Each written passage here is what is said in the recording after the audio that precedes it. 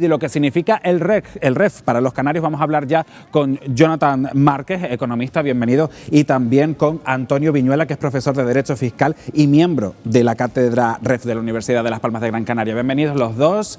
Quiero comenzar un poco, pues esta conversación, este debate, preguntándoles, que puedan definir de la manera más clara, más práctica y más sencilla para que la gente lo entienda en su casa, ¿qué es el REF? Antonio.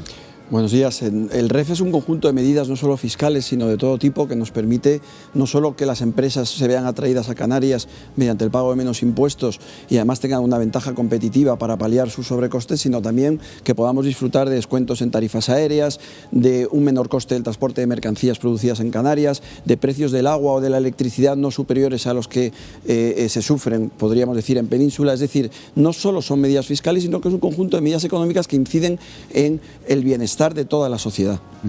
Jonathan, no sé cómo podrías definirlo tú, para que la gente también lo pueda entender en su casa. ¿Qué sería de Canarias si no tuviésemos el régimen económico y fiscal que tenemos? Bueno, el régimen, nuestro REF, nace históricamente, lo explicabas tú, desde los Reyes Católicos hasta el 72, que se aprobó como lo conocemos hoy en día, aunque efectivamente ha sufrido numerosas modificaciones.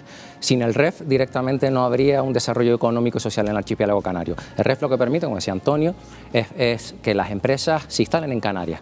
Recordemos que como archipiélago estamos en una región ultraperiférica, estamos lejos del continente. Si no tenemos los incentivos necesarios para que las empresas se instalen en Canarias, inviertan y por tanto contribuyan al desarrollo económico y social del archipiélago, no tendríamos manera de poder vivir como lo entendemos ahora mismo, y entonces estaríamos hablando de estar siempre subsidiados, que es lo que no nos gusta escuchar hablar. No es unos privilegios, estos son unos derechos que tenemos por el mero hecho de estar en la lejanía. ¿Podríamos poner ejemplos claros para que la gente lo entienda en su casa, en plan de, para un ciudadano normal, un canario que nos esté viendo ahora en su casa, qué le repercute el REF, qué puede hacer que le beneficia en su día a día, ¿no? Como trabajador, como consumidor? Pues dos ejemplos claros del REF. El REF es el café que nos tomamos en una cafetería, que tiene un impacto fiscal, tiene unos impuestos inferiores a los que pueden tener en el resto del territorio nacional, en el IVA, y en el resto de la Unión Europea, que tiene también el impuesto normalizado. Pero es que el REF también es las subvenciones que tenemos los canarios por viajar entre islas o por viajar a la península. Sin el REF no tendríamos esos descuentos y por tanto nos costaría exactamente un 75% más viajar. Todo eso está dentro del REF, pero que además el REF también son medidas para que las empresas se instalen. ¿Y cómo? Pues menor tributación. Tenemos que darles incentivos a las empresas para que se instalen en Canarias, si no, muchas de ellas no tendrían la decisión de instalarse en Canarias por simplemente la lejanía y los sobrecostes que ello conlleva. Por tanto, también podemos disfrutar de estas empresas multinacionales establecidas en Canarias gracias a nuestro régimen económico y fiscal. Decía Jonathan que no estamos hablando, en cualquier caso, de un privilegio, que esto es un derecho reconocido para todos los canarios por las singularidades de nuestra tierra, ¿no? Pues sí, la verdad es que hay compañeros de profesión que están haciendo estudios sobre el origen y como has dicho al principio, esto tiene más de 500 años. Nuestro derecho al REF está reconocido en la Constitución, está reconocido en el derecho de autonomía, y el REF como institución yo creo que es algo que nadie discute. Es más, está anclado en la propia normativa de la Unión Europea con nuestro reconocimiento como región ultraperiférica. ¿Se defiende nuestro REF en Madrid como también se defiende el fuero especial que tiene el País Vasco y Navarra? ¿Se lucha de la misma manera? ¿Se respeta desde el Gobierno central de la misma manera? Hay una diferencia fundamental con los fueros del País Vasco y de Navarra, y es que ellos tienen la capacidad de legislar y nosotros no la tenemos. Y eso es un elemento diferencial. Al final el núcleo del REF se legisla desde Madrid. Cuando hay un gobierno con sensibilidad con el REF se nota, cuando hay un gobierno que no la tiene también se nota en sentido contrario. No estamos ahora, creo, en la mejor de las posiciones respecto a nuestra defensa del REF, porque por mucha presión que haya desde Canarias, al final las decisiones políticas sustanciales deben de contar con el Gobierno y el Parlamento de Madrid.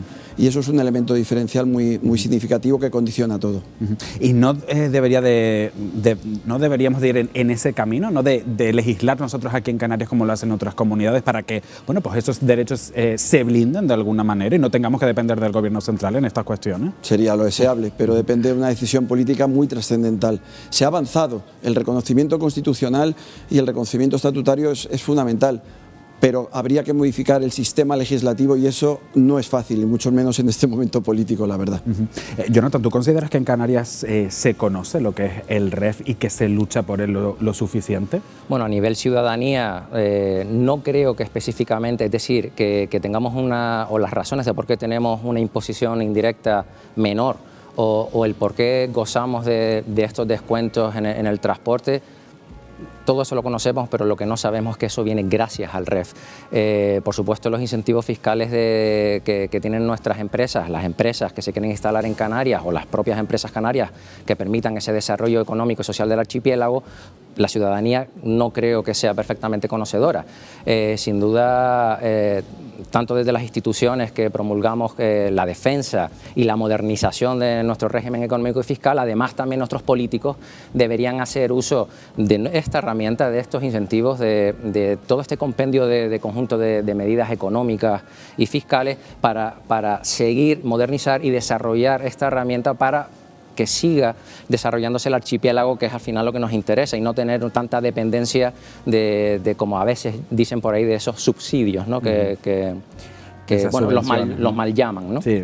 Bueno, nosotros vamos a seguir profundizando en este tema, Wendy, que desde luego, bueno, pues es clave para nuestra economía y para nuestro territorio, sin duda. Siempre lo escuchamos, el REF, además ya lo comentaba perfectamente Jonathan, lo que supone para los canarios el impacto del REF. Vamos a seguir abordando este tema y lo vamos a hacer con Samuel Cruz Palenzuela, decano del Colegio Oficial de Titulados Mercantiles Empresariales de Santa Cruz de Tenerife. Muy buenas tardes, Samuel.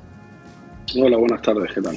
Si tuviese que definirlo en pocas palabras, es decir, ¿qué supone el REF para los canarios, para nuestra comunidad ultraperiférica? Bueno, pues por decirlo en síntesis de los dos compañeros, somos una región ultraperiférica de Europa, es decir, estamos muy lejos y lo único que estamos haciendo es equipararnos al resto del territorio europeo para que sigan permaneciendo las personas aquí, haya un empleo de calidad y este se mantenga. En varias ocasiones los expertos han denunciado que con cada cambio del Gobierno de Madrid, por ejemplo, pues se le tienen que terminar explicando en qué consiste el REF. Pero ¿por qué no ocurre lo mismo, por ejemplo, con el Fuero Vasco?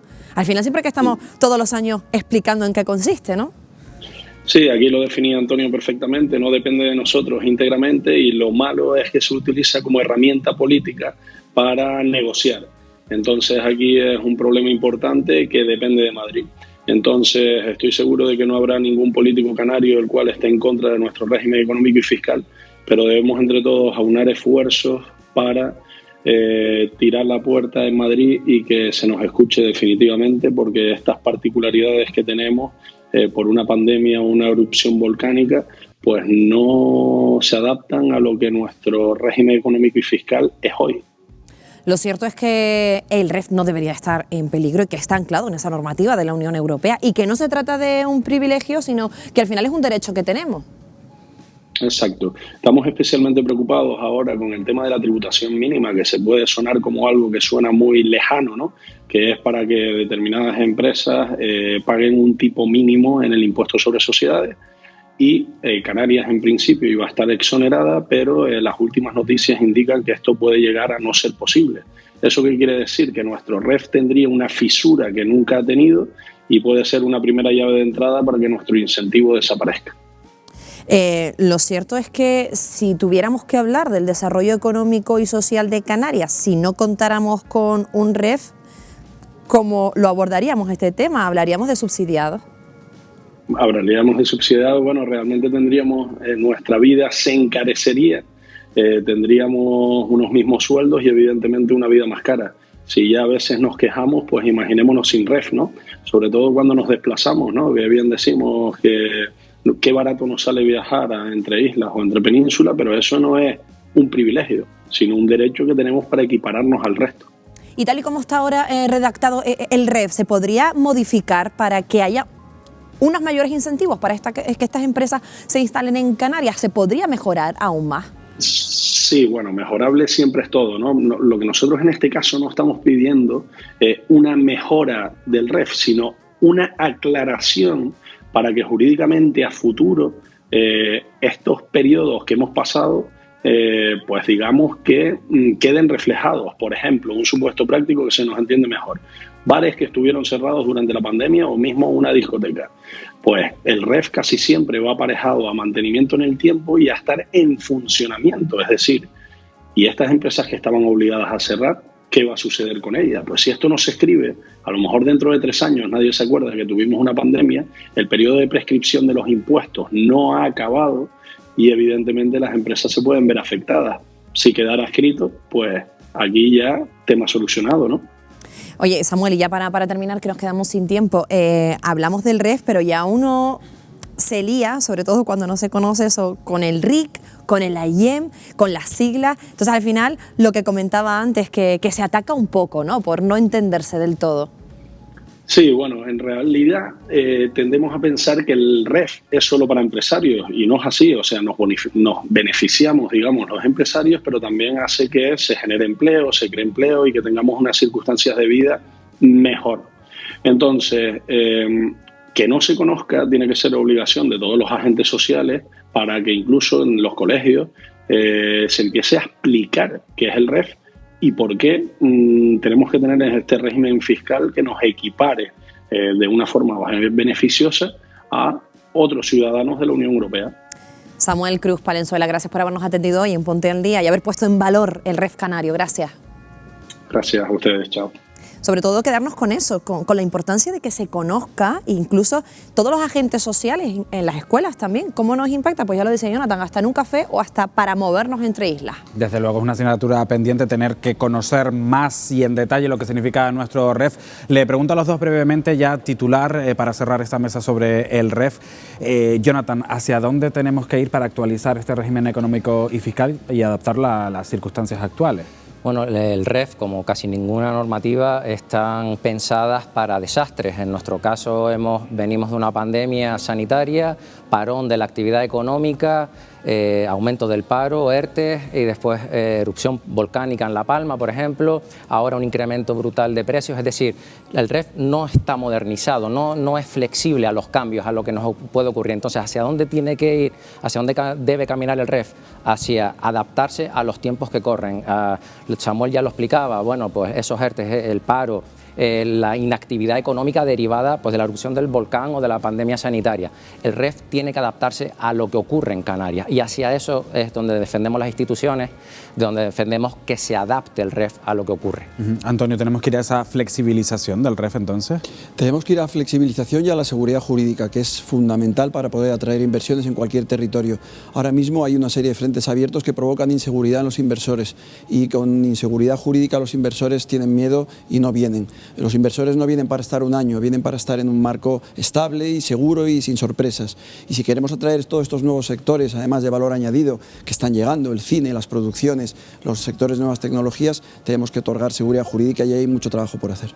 Pues Antonio Viñuela, profesor de Derecho Fiscal y miembro de la Cátedra REF de la Universidad de Las Palmas. Muchas gracias. Jonathan Márquez, gracias por estar los dos aquí en esta mesa de análisis sobre el régimen económico y fiscal de Canarias.